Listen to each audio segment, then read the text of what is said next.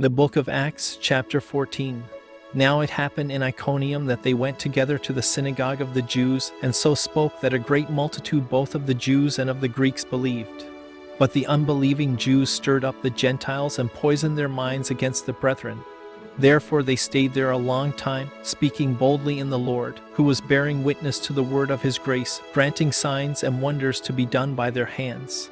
But the multitude of the city was divided, part sided with the Jews and part with the apostles. And when a violent attempt was made by both the Gentiles and Jews with their rulers to abuse and stone them, they became aware of it and fled to Lystra and Derbe, cities of Lycaonia, and to the surrounding region. And they were preaching the gospel there. And in Lystra a certain man without strength in his feet was sitting, a cripple from his mother's womb, who had never walked. This man heard Paul speaking.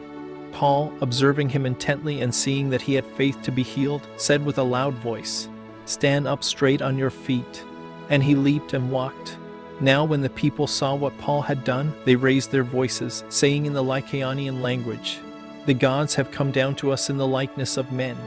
And Barnabas they called Zeus, and Paul Hermes, because he was the chief speaker. Then the priest of Zeus, whose temple was in front of their city, brought oxen and garlands to the gates, intending to sacrifice with the multitudes. But when the apostles Barnabas and Paul heard this, they tore their clothes and ran in among the multitude, crying out and saying, "Men, why are you doing these things? We also are men with the same nature as you, and preach to you that you should turn from these useless things to the living God, who made the heaven, the earth, the sea, and all things that are in them, who in bygone generations allowed all nations to walk in their own ways. Nevertheless he did not leave himself without witness, in that he did good, gave us rain from heaven and fruitful seasons, filling our hearts with food and gladness." And with these sayings they could scarcely restrain the multitudes from sacrificing to them. Then Jews from Antioch and Iconium came there, and having persuaded the multitudes, they stoned Paul and dragged him out of the city, supposing him to be dead. However, when the disciples gathered around him, he rose up and went into the city.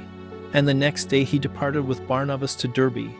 And when they had preached the gospel to that city and made many disciples, they returned to Lystra, Iconium, and Antioch, strengthening the souls of the disciples, exhorting them to continue in the faith, and saying, "We must through many tribulations enter the kingdom of God." So when they had appointed elders in every church, and prayed with fasting, they commended them to the Lord in whom they had believed. And after they had passed through Pisidia, they came to Pamphylia. Now when they had preached the word in Perga, they went down to Italia.